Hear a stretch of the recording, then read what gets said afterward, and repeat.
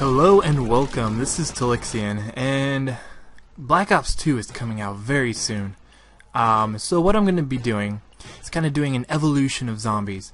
Basically, I'll play each map, and this is going to just start from the beginning.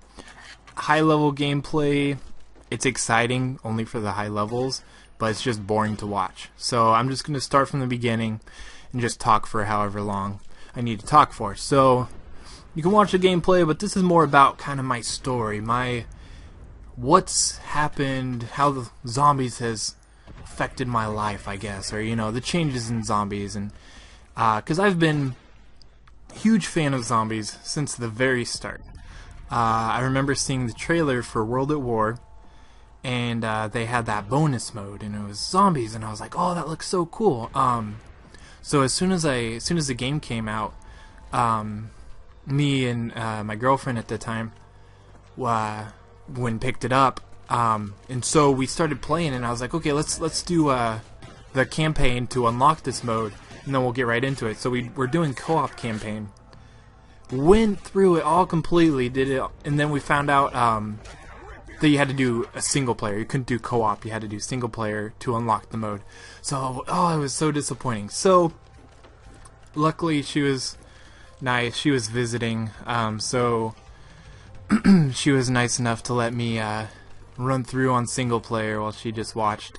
So I did that really fast, and then I unlocked it, and it was Nacht Der Untoten. It was such a cool map, and I loved it. I played it non-stop. Seriously, this was the mode I was playing, and I didn't even touch multiplayer, and to be honest, I didn't touch World at War multiplayer for about a year, until it wasn't until Modern Warfare 2 came out. It was after Modern Warfare 2 came out that I started playing the multiplayer, and it was actually pretty fun. At the time, everyone was like, oh no, Modern Warfare all the way, and I was into zombies, so I didn't even really bother with multiplayer. But now I don't really listen to what people say, because they seem to be wrong most of the time. So yeah, so I was into zombies like crazy, and I got really good at it, and I was playing solo, and the leaderboards at the time, they tracked solo leaderboards. I know now on Black Ops they don't, but in World at War, at the time I was ranked #1 in the zombies for maybe the first week of release, first week or two. I was at the top, and I think it started with round 37 solo. I think that was the highest, and then it moved up to round 58. But people were finding glitches and ways to kind of cheat, and you saw these two-player runs that were like 99 and stuff. There was just like, it was way up there, and what they were doing, like it was a weird glitch with World at War where if someone was laying down in a corner and you ran and jumped on them, and then that person stood up, you guys were like inside each other. Yeah, I know, right? They were inside each other, and then the zombies just like flipped out, and they would gather around you, but they wouldn't hurt you, and so they would just grab the flamethrower because I had unlimited ammo, and they could basically go on forever. But I was like the only one that was one player, and everyone was messaging me like, oh, what are you doing? Everyone thought I was cheating, but no, I was just doing my run, the Telixion twirl or whatever I called it. Basically on the bottom, I think you'll see a little bit later. And so and eventually the glitchers or whatever way past me. They destroyed my leaderboard score, and it was really upsetting because mine was a legit score and they were all glitching. And so I looked online, forgot exactly what I searched, but I ended up coming across this website, which later became We the Gamers. And on that website, there's a forum post where they're like, yeah, tell us, or we're gonna send in all these glitches to Treyarch so they get them fixed and we can have legit leaderboards. And I was like, are you kidding me? That's exactly what I want. So I ended up getting in contact with the guy who's running it, Vosti. He's a really cool guy, and he thought I was glitching too. I think he did, but and so I was like, oh no, it's a strategy. And so he's like, okay. So we started like posting strats and stuff on the website, and it became really big. Everyone, obviously, Zombies is huge now, but everyone was really liking it, and so kind of grew from there. Now there were some other, like, at the time, at least that I know of, I'm sure there was a lot more, but there were some other guys that were really good at Zombies. There was these two guys. One was Zergling, that was his gamer tag, and his friend was Hydralisk, I think, like StarCraft. And they did strats similar to mine, and they were pretty high on the leaderboard. They were really cool guys. And then there was another guy, Morris.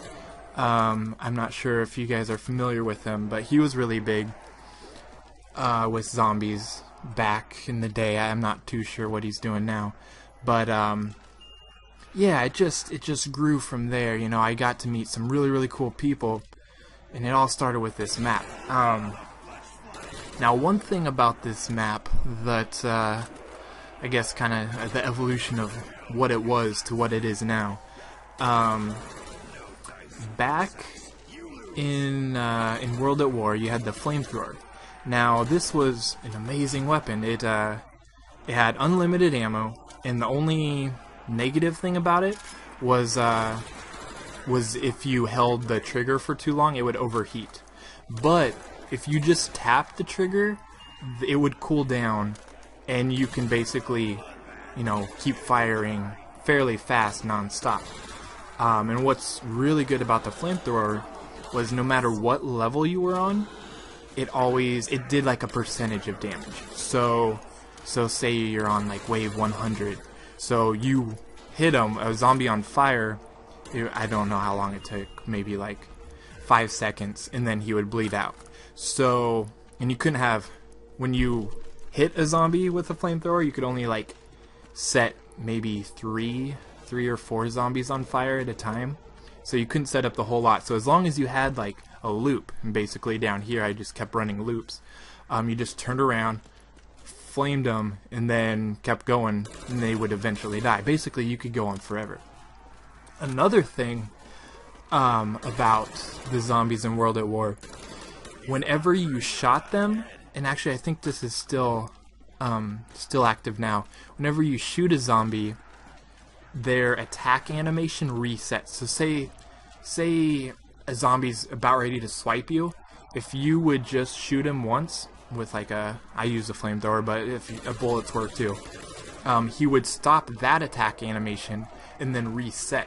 So from when a zombie starts attacking to when they actually hit you, it's not a second long. It's a little bit smaller than that, but it's still a fairly decent amount of time to where basically you could, if you wanted to, you could stay in a corner and just keep bursting the flamethrower and resetting their attack animation, and then they would never hit you because you're constantly resetting it. It wasn't perfect. If there was too many, it wouldn't work, but that was something you could do in this map that was fun. And actually, in my next episode, I'm gonna do every episode or every map leading up into Black Ops Zombies. So hope you guys stick around. But yeah, this was what started it all. This I was really into it, and it's crazy to see how far Zombies has come. But yeah, let me know in the comments below what Zombies has done for you. You know, what you miss about the original, or what's, you know, I don't know. How do you feel about where Zombies has come to? Let me know, and stay tuned. I'm going to be doing every episode or every map, and uploading episodes talking about it a little bit, and then coming back here. So yeah, hope you guys enjoy this. Take care, and later.